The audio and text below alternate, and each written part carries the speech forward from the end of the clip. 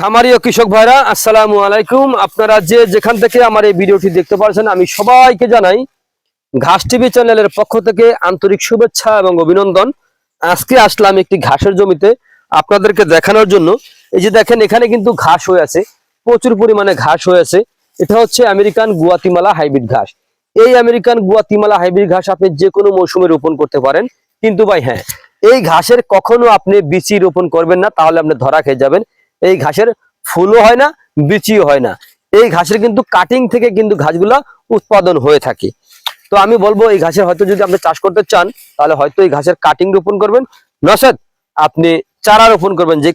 যে কাটিং থেকে চারা হলে সেই চারাগুলো আমরা শিকড় সহ, যে কাটিং থেকে চারা হয় শিকড় সহ মানে মোটা সহ চারা কিন্তু আমরা ডেলিভারি দিয়ে থাকি সুন্দরবন কুরিয়ার সার্ভিস অথবা স্টেট ফার্স্ট কুরিয়ার সার্ভিসের মাধ্যমে। এটা যদি চান আপনি বাংলাদেশ যে কোনো প্রান্ত থেকে কিন্তু আপনি সংগ্রহ করতে পারেন। এটা হচ্ছে ক্যালসিয়াম যুক্ত ঘাস। এই ঘাস খাওয়ালে ক্যালসিয়ামের ঘাটতিটা পূরণ হয়ে যায়। এটা এতটাই একটি ভালো উন্নত জাতের উন্নত মানের একটি ঘাস। তো এই ঘাসটা আপনি যদি খাওয়াইতে পারেন, তাহলে আপনার দুগ্ধ জাতীয় গাভীর দুধ বৃদ্ধি হবে অথবা ষাঁড় গরুর মাংস বৃদ্ধি হবে। তার প্রমাণটা আমি নিজে আমার নিজের গবাদি পশুকে কিন্তু আমি খাওয়াইতেছি, ভরপুর ভাবে খাওয়াইতেছি। তো এরকম যদি আপনার জমি থাকে, তাহলে দেখা যায় আপনি অল্প একটু জমিতে চাষ করতে পারেন। এই ঘাসটা কিন্তু একটু লাভজনক ঘাস ভাই। আপনি হয়তো আমার কথাটা কতটুকু বিশ্বাস করেন বা না কি জানি না, প্রয়োজনে আমার ঠিকানা অনুসারে এসে আপনারা দেখে তারপরে এই ঘাসটা কিন্তু নিতে পারেন।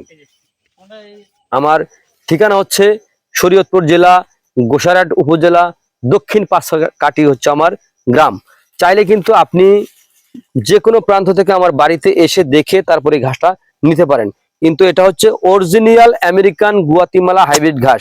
যারা এই ঘাসের বিচি বিক্রি করে, তারা কখনো তাদের ঠিকানা অনুসারে অথবা জমিতে গিয়ে এভাবে ঘাস দেখাতে পারবে নয়কার না, এরকম ঘাস দেখাতে পারবে না। কারণ বিচির ঘাস এরকম হয় না।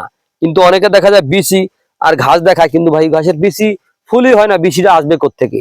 তো আমি বলবো, আপনারা যদি গরু অথবা ছাগলের খামার গড়তে চান, গড়ার পূর্বে আগে ঘাস চাষ করবেন, তারপরে গবাদি পশু আপনার খামারে উত্তোলন করবেন। তাহলে কখনো আপনার খামারে লস হবে না। এই কারণ ভাই, ঘাসে খরচটা কিন্তু একেবারে কম, দানাদারে খরচ অনেক বেশি। আর এখন বর্তমানে তো বইলে লাভ নেই, এখন বর্তমানে দাম রয়েছে প্রচুর পরিমাণে দাম। এখন দেশের যে অবস্থা, অথবা সেটা তো সকলেই জানেন যে দেশের কি অবস্থা আছে, এখন জিনিসপত্রের দাম কিরকম। তো আজ এখানে এ পর্যন্তই। আপনারা সকলে ভালো থাকবেন, সুস্থ থাকবেন। আল্লাহ হাফিজ।